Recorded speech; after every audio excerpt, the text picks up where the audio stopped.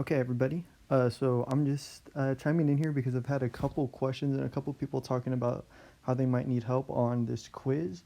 So what I'm doing, I'm gonna look at some of those problems and come up with a couple of examples here. Well, this one, and then I'll make another video to try to guide you guys. Again, we're still in this unit of logarithms, so eventually we're gonna end up doing that. And this first question here should help you with the first two questions on the quiz. So we have this equation here, and we use that when we know we're doing compounded interest, right? Compounded continuously means we're going to use this equation, A equals PE to the RT. Now I know that's a lot of letters, but really what this question does is it gives us everything we need here. So we look at it. It says how many years, so we're looking for the years, which means we're looking for T. How many years does it take for $3,000? Let me kind of circle this, $3,000 to double if the interest is compounded continuously at a rate of 5.3%. Now I know I just added in words there, but you'll see on the quiz what I'm talking about. I just shortened up that example.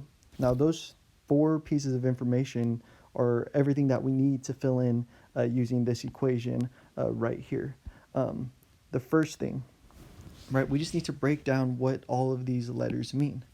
Sorry, let me go back to black here. The A, that's what we want to end up with, the amount that we want at the end. That P stands for principal. What principal, I think it's principal, it's principal. What that means, I'm not going to really write it out because I'm an awful speller. What that means is how much we start out with. So it's saying how many years will it take us for $3,000? That 3,000, that's our principal amount. That's what we're going to start with. So I'm going to come over here, start writing our equation. A equals, we know that the principal amount, we know that our principal amount is $3,000. And then let's move on to what else we have. E, again, that's that letter, very similar to pi, stays the same. Will it take for $3,000 to double? Now, this is where it becomes important, what it's saying. When it's saying for how long is it going to take for that $3,000 to double, that's telling us what we want to put for our amount, right? That's what we want at the end. That's what we want to put at our end goal right there in our equation for A. So the question is, what is 3,000 doubled, right? So obviously 3,000 doubled is just 6,000, right? So since it's saying doubled, we just go 3,000 times 2, which is 6,000. If it says quadrupled, 3,000 times 4. Tripled, 3,000 times 3. So what we know is the amount we want at the end, instead of putting A, we're going to say is 6,000 because we want to end up with $6,000. After that, the last pieces of information is we need to find what the rate is, and we need to know how much time it is. And that's the last pieces of information that I underlined. Right, that 5.3%, that's our rate. Now just make sure when you put in our equation, we don't just go up here and put 5.3 for the rate. Whenever we're working with percentages, we have to convert it into a decimal. 5.3% is the same as 0.053. Again, that's just moving that decimal twice to the left. So I'm going to put 0.053 for the rate, and that T, we don't know what it is because we're looking for time. So that's going to stay as a T right there. That's where we have to be able to get just from setting up our equation. After that, if you guys know how to work with these logarithms, this part's going to go pretty quick here.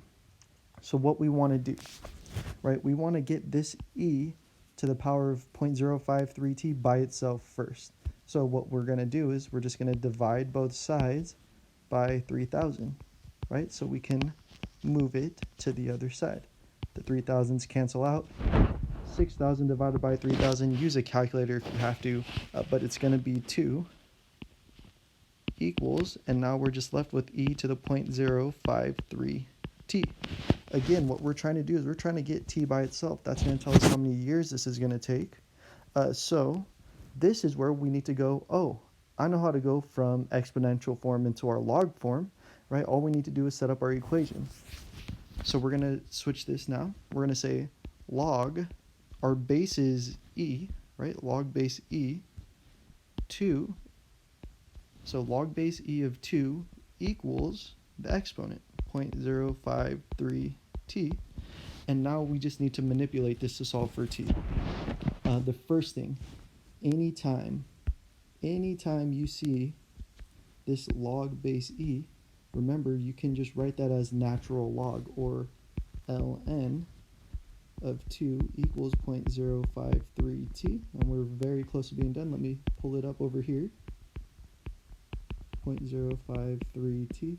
The last thing, we're trying to get t by itself, so again, now we just divide both sides by 0.053.